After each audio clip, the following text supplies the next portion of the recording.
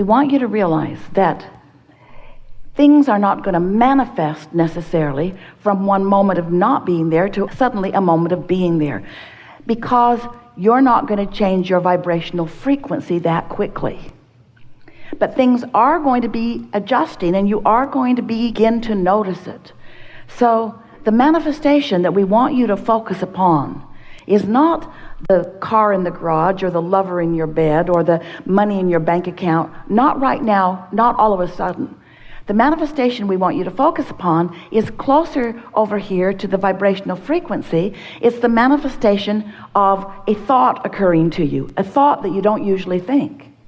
You'll be realizing things that you don't usually realize, and right along with that realization will be an emotional upcharge, an emotional surge that will be the indicator of your changing of your emotional or vibrational frequency.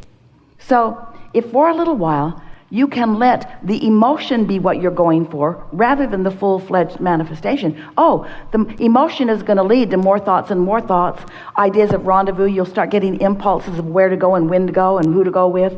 All kinds of things will begin occurring to you, and these manifestations will blossom into actualized life, into manifestations that others around you can see. It is our absolute promise to you.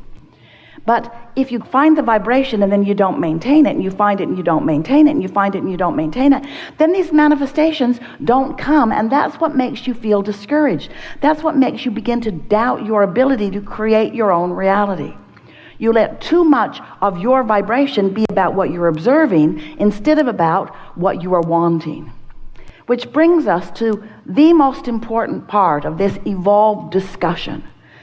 We're talking about you creating your own reality, but we want you to understand that if you are living conditionally, where you are so fixated on the conditions of what is right now, the conditions of what is right now will prevent you from ever having the improved version.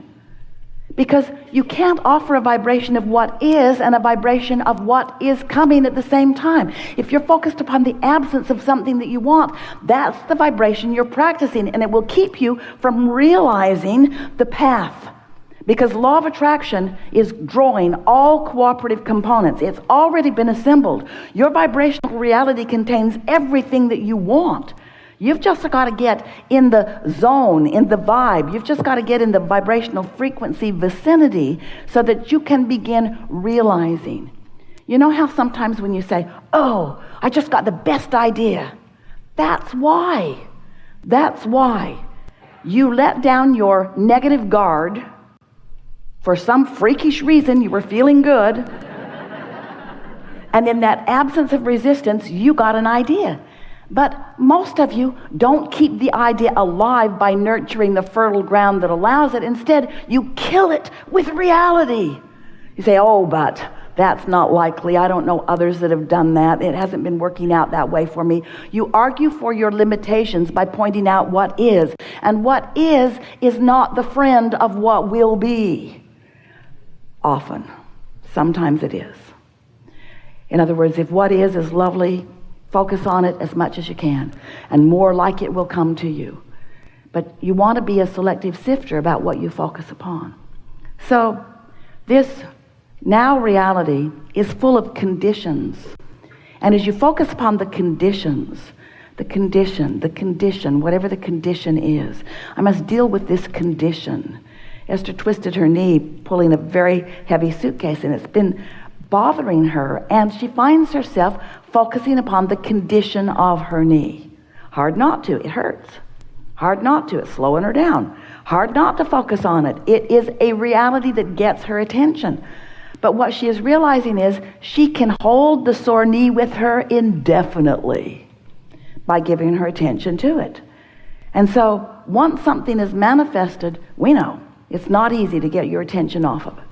But you got to figure out some way to get your attention off unwanted, or unwanted will remain in your experience. Law of attraction says that it must. So conditions, some of them you want, some of them you don't want. But here's something that will serve you so well as you are beginning to understand the vibrational universe that you live in and the vibrational being that you are. Over here is a vibration that we're going to call, in as emphatic way as we can because we want you to remember it evermore, it is an unconditioned. It's an unconditioned. This vibrational reality is an unconditioned. And as you allow yourself to focus in a way that allows this non-physical vortex and your source energy, who is projecting thoughts to you about the path to what you want. Hear this. Your inner being knows where you stand in relationship to everything you want. Doesn't that please you? Your inner being knows where it is and is calling you to it. But you got to be in the vicinity in order to hear the impulses. So if you will just for a little while decide that rather than trying to change the condition so that you can feel better, instead you will ignore the condition and find some way to feel better, which will then cause the condition to change. Can you hear the difference? It is essential to deliberate creation. Focusing upon an unwanted condition sets a vibration that holds it in place. But being unconditional means using your willpower, that's the only way we would use willpower, to focus on something that feels better. There could be 10 subjects in your life that are important to you. And let's say 9 of them are going extremely well. But you could focus on the one thing that isn't going well. And as humans, that's what you usually do because you're trying to find a problem and wrestle it to the ground and kill it. This universe is based upon attraction and inclusion. When you say no to something, you're actually saying yes to the thing you don't want. Yes to something you do want brings it. No to something you don't want brings it. So here is this condition that you don't want. And as you focus upon this unwanted condition, you hold yourself vibrationally apart from what you want. So if you would decide that caring about how you feel matters, it matters so much that this condition takes a second or third or fourth or fifth place. So let's say there are 10 things in your life experience that are important to you, and that one thing isn't going well. The other 9 going well. If you would focus upon the 9 things that are going well, or even one of the 9 things that are going well, that 10th thing would have to come into alignment. It would have to. Because vibrationally, you've cleaned it up. Vibrationally, you're using the 9 things that are going well as your reason for offering your vibration, which means you're now getting impulses about everything else. You're getting impulses about the thing that isn't going well. Let's turn it around. Let's say 9 things are terrible, and 1 thing is going really well. And as you focus upon those 9 things, you feel awful. But as you focus upon the 1 thing that's going well, you feel better. So you focus on it more and more, so you're feeling better more and more. So now the other 9 things are coming into alignment because you're holding yourself in a frequency that allows the solution that you're looking for. The vibration of a solution and the vibration of a problem are completely different frequencies. So what's the point of all of this, Abraham? What's the point of all of this contrast that surrounds us? Well, the contrast causes you to identify what you want. It's really step 1 of the important creative process.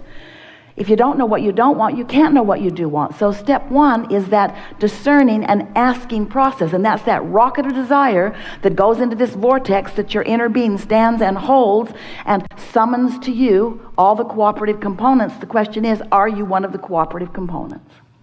And the answer to that is, if you feel good, yes. If you feel not good, no. You're not being cooperative right now. So step 1 is you ask. Step 2 is Source stands there with all that you've become and summons by law of attraction to you. So the path lights up for you. The path of least resistance is very, very bright. Your inner being knows right where all of the steps are. Not just the most direct steps, but the steps that will bring you the most pleasure along the way. And hear this, more important, the most logical step that you will be able to find. So when we talk about the path of least resistance, we want you to understand you are the one who's throwing the resistance on the path. But it's okay. Your inner being still keeps calling you. And the more you get into this place where you are realizing the revelation that is being offered to you, the more that path of least resistance will clear up until in time there won't be resistance that you're tripping over. Ease and flow and fun and full and fast and life. That's how you're supposed to feel, you see. So step one is life causes you to ask. Step two is Source gathers it all up, holds the frequency of it, and calls you to it constantly.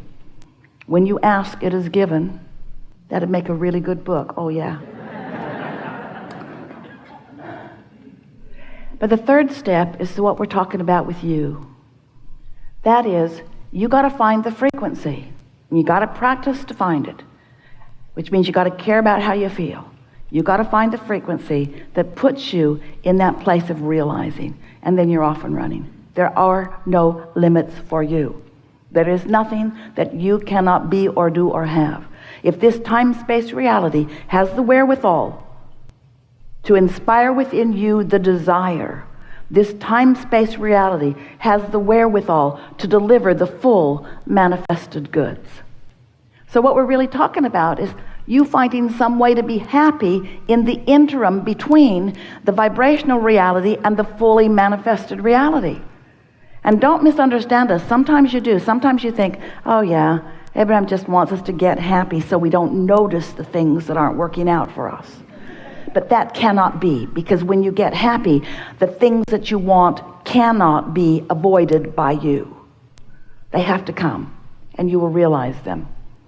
And oh, what fun it is to consciously define desire and then deliberately tune your frequency by caring about how you feel, and then getting to witness the path unfolding.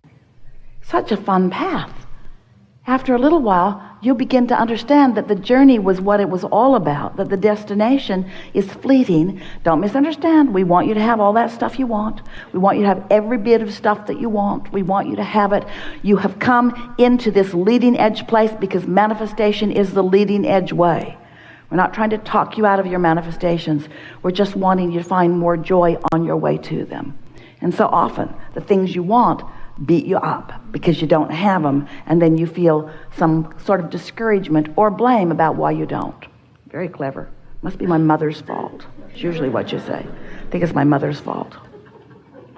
Should have been different early on, and I would have had a much better go of it. We say, your emotions are here and now. You have control of them here and now. Stop dredging up that old stuff that doesn't apply anymore. All of your power is here and now. It's time for you to cash in your vibrational currency.